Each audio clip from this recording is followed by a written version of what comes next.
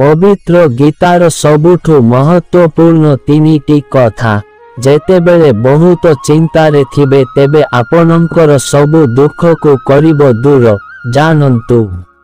बंधुगण आपण समस्ते केउंठी तो निश्चित पढ़िथिबे किंबा सुनिथिबे कि जेतेबेले धर्मर हानि होइथाए एवं अधर्म बढ़िथाए सेतेबेले भगवान श्रीकृष्ण सबु जुगरे निजर एक नुआ अवतार धारण करंती जेउंथिरे भगवान श्रीकृष्ण अधर्म को विनाश करंती एवं धर्मर रक्षा करंती बोली कहा जाए। भागवत गीतारे जीवनर सबु कथा विषय रे कहा जाइछि एवं एही पवित्र गीतारे भगवान श्रीकृष्ण स्वयं अर्जुन को एही उपदेश देइथिले कि से महाभारत रे केउ प्रकार रे युद्ध लड़िबे एवं विजय हासिल करि पारिबे।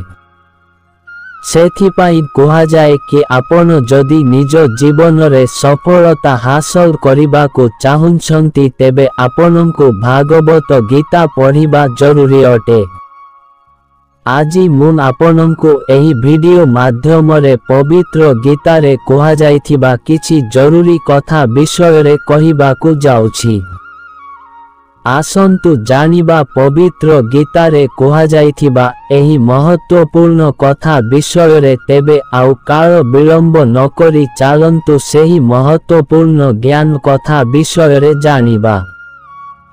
वीडियोटी को मूलरु शेष पर्यंत देखंतु। एक भागवत गीता रे एही कथार उल्लेख करा जाइछि कि मानव शरीर मात्र गोटिए कपड़ार खंड संगे समान अटे। एही स्थान रे यह दर्शाई दिया जाइछि जे जेउ प्रकार रे मनुष्य पुराना वस्त्र को त्याग करी नुआ वस्त्र धारण करिथाए सेही भली आत्मा भी पुराना शरीर को त्याग करी एक नुआ शरीर को प्रवेश करिथाए। एहार अर्थ अटे कि मानव शरीरर आत्मा अस्थायी वस्त्र अटे। माने सबुबेले मनुष्यर परिचय ताहार शरीररु नुहे ताहार मन एवं ताहार आत्मा द्वारा करिबा उचित। 2 भागवत गीतारे एही कथार उल्लेख करा जाइछि कि क्रोध एक सामान्य भावना अटे जहा सबु मनुष्य भितरे रही थाए। एहा केउंठी ना केउंठी मनुष्य भीतर एक भ्रम उत्पन्न करिथाए जेउ कारणरु मनुष्य भल एवं खराब चिन्हि पारे नाही। सेथिपाई मनुष्य को क्रोधर मार्ग छाड़ी देबा उचित एवं शांतिर मार्ग अपनाइबा उचित। 3 कौनसी जिनिस को अधिक चाहिबा क्षतिकारक होई पारे।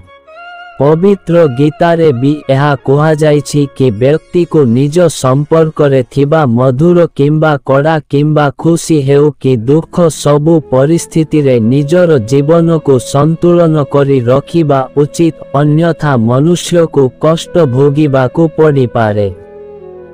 भागवत गीतार एही उपदेश को जदि आपण निज जीवन रे काम रे लगाइबे तेबे देखिबे सबु किछि ठीक होई जिबा सहित आपण सुख रे बंची पारिबे।